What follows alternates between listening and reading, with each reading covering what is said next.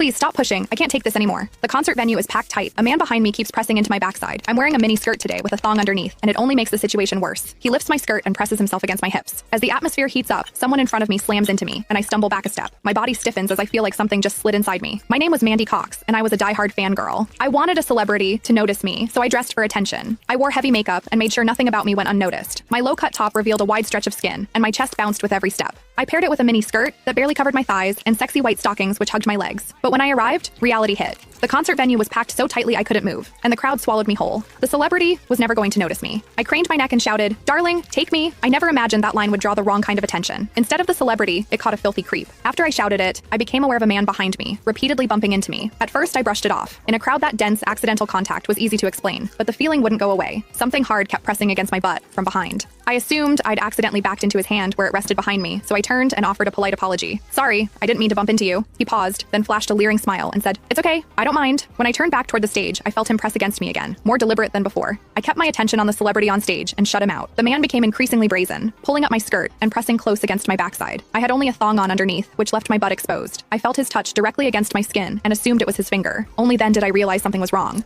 The pressure was warm and solid in a way a finger could never be. My mind lurched as the truth hit me. In the 20 years of my life, this was the first time a man had ever molested me. Fear surged through me, sharp and overwhelming, and my body reacted with an instinct to flee, but there was no way to move. The concert floor was packed wall to wall, leaving me stuck where I stood. I drew myself tight, bracing as if tension alone could keep the fear out. As I did, my hips closed around the man's so-called finger, trapping it between my cheeks. An unfamiliar sensation followed, and warmth rose to my face. What confused me was that I didn't recoil from it. There was a muted comfort to it, and against my will, it sparked a faint sense of expectation. The man behind me seemed to take it as a signal. He moved in closer, repeating the motion until the intrusion was unmistakable. I had lived a sheltered life as a college student, and now I was being toyed with by a stranger while surrounded by people. Shame surged within me without warning. I felt the urge to sob, but my throat closed, and my voice deserted me. Worse still, the pressure forced my thong inward and sent a restless, prickling discomfort through my body that wouldn't fade. A quiet, involuntary sound escaped me, and the embarrassment followed instantly. I gathered myself and strained to suppress it, holding it down until my throat tightened. The blaring music and the screams around me drowned everything out. With every eye fixed on the stage, no one was aware of what was happening to me. At the same time,